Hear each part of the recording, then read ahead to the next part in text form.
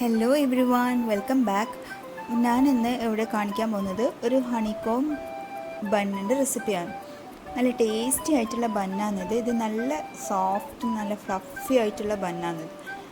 അപ്പോൾ എന്തായാലും ഈ റെസിപ്പി ഇതേപോലെ ചെയ്ത് കഴിഞ്ഞാൽ നിങ്ങൾക്ക് എന്തായാലും ഇതേപോലെ നല്ല സോഫ്റ്റ് ആയിട്ടുള്ള നല്ല ഫ്ലഫി ആയിട്ടുള്ള ബണ്ണ് ഉറപ്പായിട്ടും കിട്ടും. അപ്പോൾ നമുക്ക് ഈ ബണ്ണ് എങ്ങനെയാണ് ഉണ്ടാക്കുന്നത് നമുക്ക് നോക്കാം. അതിന് വേണ്ടിയിട്ട് ഞാനിവിടെ ആദ്യം ഒരു 120 ml വെള്ളം എടുത്തിട്ടുണ്ട്.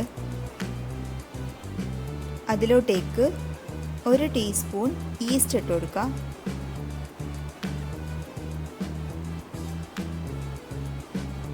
അതിലേക്ക് 3 ടീസ്പൂൺ പഞ്ചസാര ചേർത്ത് കൊടുക്കുക. 4 ടേബിൾ സ്പൂൺ പാൽപ്പൊടി, 1/4 ടീസ്പൂൺ ഉപ്പ്, ഇതെല്ലാം ചേർത്തിട്ട് നന്നായിട്ടൊന്ന് മിക്സ് ചെയ്ത് കൊടുക്കാം.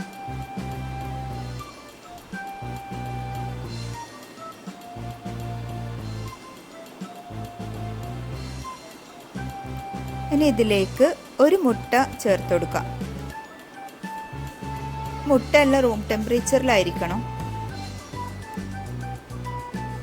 ഇതും കൂടി നന്നായിട്ട് മിക്സ് ചെയ്ത് കൊടുക്കാം.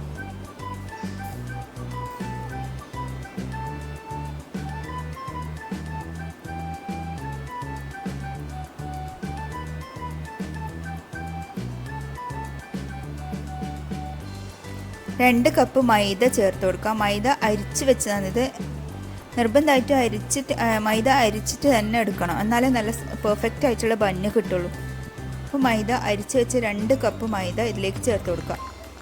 അപ്പോൾ വെള്ളത്തിൻ്റെ അളവ് 120 to 125 ml വരെ എടുക്കാം. നമ്മൾ ടെക്സ്ചർ നോക്കിയിട്ട് കുറച്ച് വെള്ളം വേണം. ഈ ഒരു ടൈമിൽ കുറച്ച് വെള്ളം വേണമെങ്കിൽ അതിലേക്ക് ചേർത്ത് കൊടുക്കണം. ഞാനിവിടെ 1 ടേബിൾ സ്പൂൺ വെള്ളം അധികം ചേർത്ത് കൊടുത്തിട്ടുണ്ടായിരുന്നു.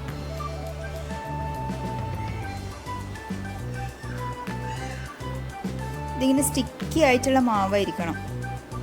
ഇത് നമ്മളൊരു കൗണ്ടർ ടോപ്പിലിട്ടിട്ട് ഇനി നന്നായിട്ട് കുഴച്ചെടുക്കാം. ഈ ബന്നിൻ്റെ പെർഫെക്റ്റ്നെസ് ഈ കുഴക്കുന്ന ഇതിലാണ് ബന്ന് പെർഫെക്റ്റ് ആവാൻ. നമ്മൾ എത്രത്തോളം നന്നായിട്ട് കുഴക്കുന്ന അത്രത്തോളം നമ്മളെ ബന്ന് പെർഫെക്റ്റ് ആയിട്ട് കിട്ടും.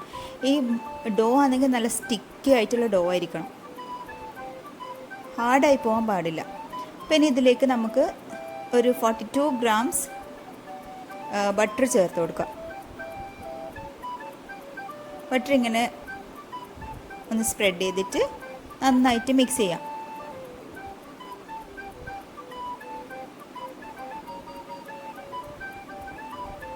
നന്നായിട്ട് കുഴച്ച് കൊടുക്കണം. ഇതേപോലെ നല്ലോണം സ്ട്രെച്ച് ചെയ്ത് കുഴക്കണം.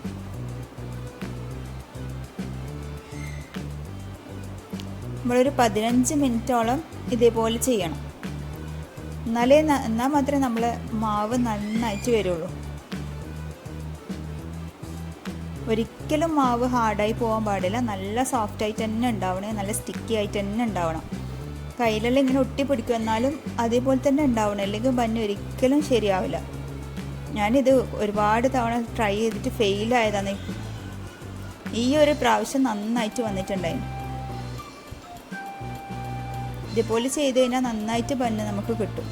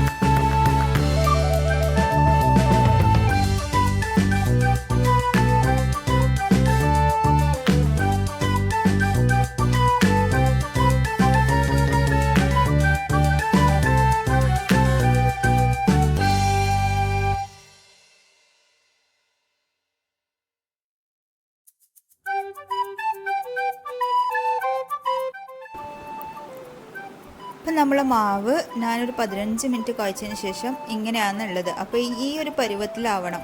നമുക്ക് നല്ലോണം സ്ട്രെച്ച് ചെയ്യാൻ പറ്റണം. എന്നാൽ മാത്രമേ നമ്മളെ മാവ് പെർഫെക്റ്റ് ആണെന്ന് നമുക്ക് പറയാൻ പറ്റുള്ളൂ. ഇനി ഒരു ബൗളിലോട്ട് കുറച്ച് ഓയിൽ സ്പ്രെഡ് ചെയ്ത് കൊടുക്കുക. മാവ് അതിലേക്ക് പ്രൂഫ് ചെയ്യാൻ വേണ്ടിയിട്ട് വെക്കാം.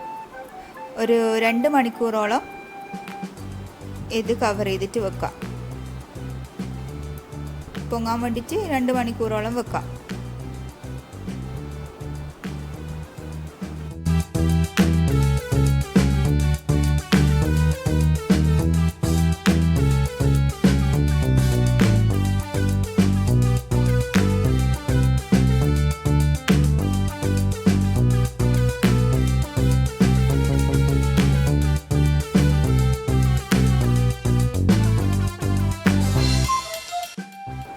ഇപ്പോൾ 2 മണിക്കൂറിന് ശേഷം നമുക്ക് നമ്മൾ മാവ് എടുക്കാം. നന്നായിട്ട് പൊങ്ങി വന്നിട്ടുണ്ടാവും.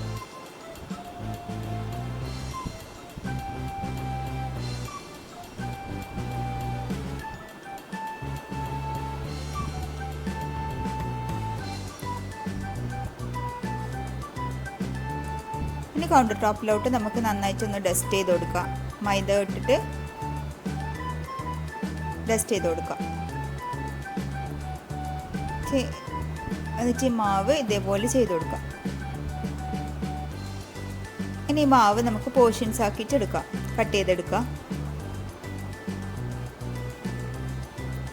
എല്ലാം നല്ല ഈവൺ പോർഷൻസ് ആക്കി കഴിഞ്ഞാൽ നമുക്ക് നല്ല നീറ്റായിട്ട് ഈ ഹണിക്കോമ്പ് ഉണ്ടാക്കാൻ വേണ്ടി പറ്റും. എനിക്ക് നല്ല ഈവൺ പോർഷൻസ് കിട്ടിയിട്ടുണ്ടായിട്ടില്ല. എല്ലാം ഒരുപോലെ ഒരേ സൈസിൽ കട്ട് ചെയ്ത് എടുക്കാൻ ശ്രമിക്കാം. ഇതുപോലെ ഒന്ന് ചെയ്തിട്ട് ഇതിൻ്റെ നടുവിലോട്ട് നമുക്ക് ഇഷ്ടമുള്ള ഫില്ലിങ് വെക്കാം. ചോക്ലേറ്റോ ക്രീം ചീസോ. ഞാനിവിടെ വൈറ്റ് ചോക്ലേറ്റും മിൽക്ക് ചോക്ലേറ്റും ആണ് എടുത്തിട്ടുള്ളത്. ചിലതിൽ വൈറ്റ് ചോക്ലേറ്റും ചിലതിൽ മിൽക്ക് ചോക്ലേറ്റും കൂടിയിട്ട് വെച്ചിട്ടാണ് ഉണ്ടായത്. അപ്പോൾ ക്രീം ചീസ് ഉണ്ടെങ്കിൽ അത് ആഡ് ചെയ്യാം. ഇനി ക്രീം ചീസും ചോക്ലേറ്റും രണ്ടും വെക്കണമെന്നുണ്ടെങ്കിൽ 2-3 തന്നെ അങ്ങനെ വെച്ചിട്ടും ചെയ്യാം. ഇതേപോലെ ചെറിയ ചെറിയ ബോൾസ് ആക്കിയിട്ട് ഒരു ബേക്കിംഗ് ട്രേയിൽ വെക്കാം.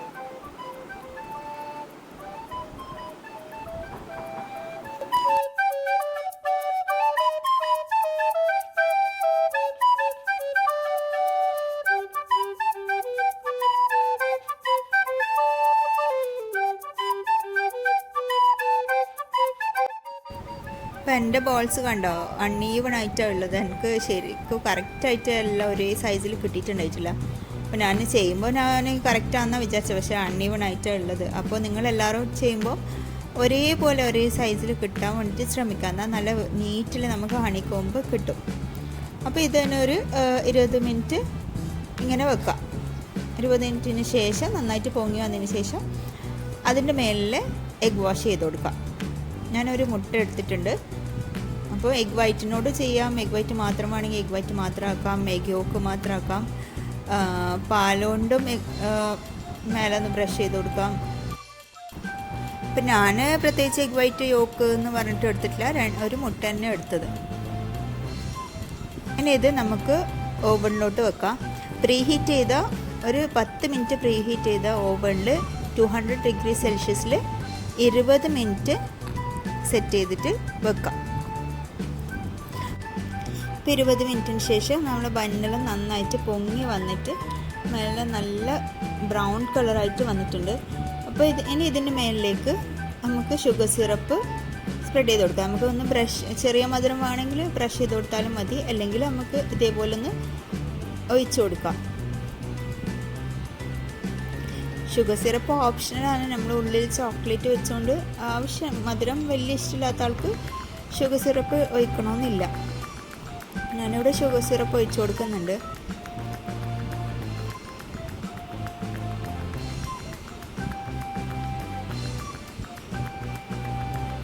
അപ്പോൾ ഇതാ ബണ്ണ് നോക്കിയേ, നല്ല സോഫ്റ്റാണ്, നല്ല ഫ്ലഫി ആയിട്ടുള്ള ബണ്ണാണ്, നല്ല ടേസ്റ്റി ആയിട്ടുള്ള ബണ്ണാണ് ഇത്. അപ്പോൾ എല്ലാവരും ഈ റെസിപ്പി ഇതേപോലെ ട്രൈ ചെയ്ത് നോക്കാം.